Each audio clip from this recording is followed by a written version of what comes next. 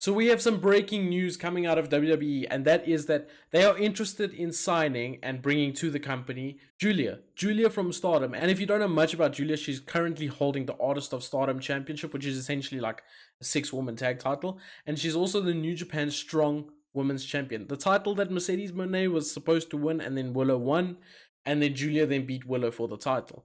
Now, it's reported that WWE have been in conversations for quite a while with her, and the conversations have gone on long enough to the point that she could and might be expected at the WWE Performance Center as soon as this month. Now, Giulia has done everything there is to do, or not everything, but she's done a lot in Stardom. She has held their main title, she has held their secondary title, she has won the 5-star Grand Prix, she's done a lot in Stardom, and she's really made a name for herself over the last 3 years. She's been one of the top names for the past 3 years, and I think she maybe feels it's time to move over to America. She has done a lot more shows more recently in America. I think she was actually testing the waters with this New Japan Strong title. She most recently had a match in Las Vegas at New Japan's latest pay-per-view, which she came out on top. So I think this is a really, really big move for WWE. Giulia is someone that I've been a fan of for quite some time now. I think she's probably one of, if not the best women's wrestler from an in-ring perspective in the world. WWE wrestlers, yes, there's a lot of good ones. Becky Lynch being one of my favorites, Charlotte Flair, Bianca Belair, Mercedes Moné.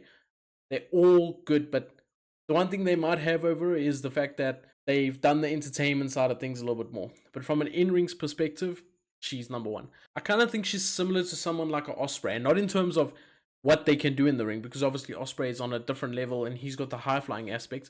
But I think in terms of above the rest in the world right now, that's what I personally think. And Giulia's only 29 years of age. 29 years of age. That is super, super young. I don't even think she needs to maybe go to the Performance Center for a little bit of time, then go straight to the main roster. Straight to the main roster. She is not a NXT Performance Center wrestler. No. She is ready. Think about Asuka, Io Sky, Kairi now that has just come back. Think about how good they are. They all came from Stardom. They all did their work in Stardom. These women don't just wrestle from whatever age. They've been doing this for a very, very, very long time. And Giulia is no different in that sense. Just think about the matches. I mean, actually, do yourself a favor. There's a few highlight packages if you can't get hold of the full match of her match with Kairi. I think it was last year or earlier this year.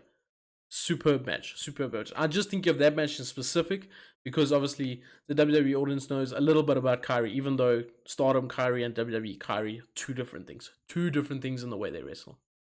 Now, I'm not going to claim to know a whole bunch about Giulia because if I'm being honest, probably about early last year was when I started watching Giulia, and she has been doing her thing like properly since about 2020. So I missed about a year and a half, call it 2 years of her.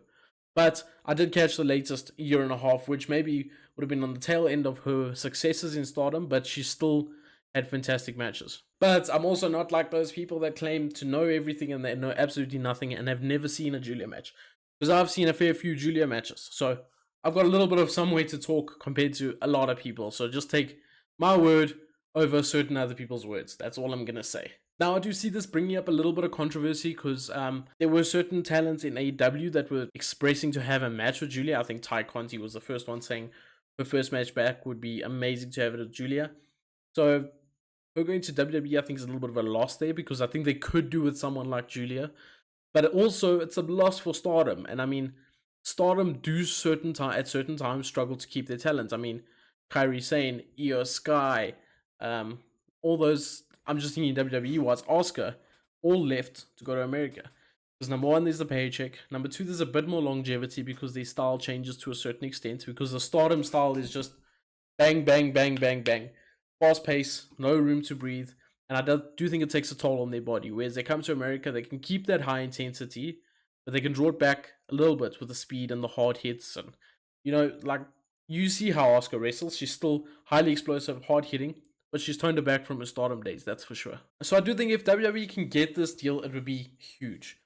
Huge. The matches she could have, dream matches with Bianca Belair, dream matches with Rhea Ripley, dream matches with Charlotte. I mean, the reunite of her versus Kairi, the reuniting of her versus... I don't actually know if she faced Io.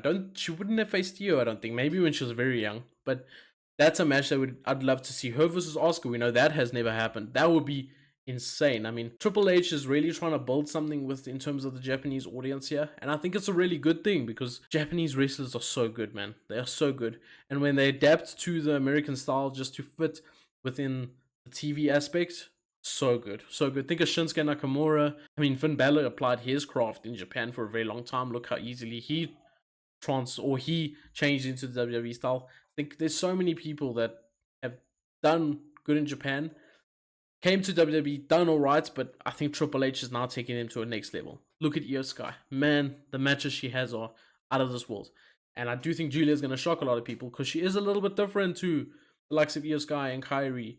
In Japan, she's a little bit more of a powerhouse in comparison to them. She's a little bit bigger than them, a little bit taller. She's got a little bit more power than the likes of Kairi and the likes of the people the size of Kairi and Io Sky that are a lot more smaller in frame. So it's going to be interesting to see how she adapts in that aspect to WWE because she won't be the bigger wrestler. She'll be smaller compared to the likes of Rhea Ripley, Bianca Belair, Charlotte, Raquel, Nia Jax. But I'm super excited. Giulia has been on top of my list for a while now, like I said. And, her versus Becky. I don't know what I'm going to do with myself. No, pause.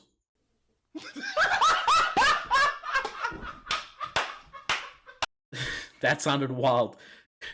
Let me calm down. That's not what I meant. I meant in terms of a wrestling aspect. But yeah, guys, super excited for this. If it happens, it's a rumor. Things could change. AEW could come in last minute. Stardom could come in last minute. Who knows? So that's the breaking news. We'll see you guys next time. Take care. Peace.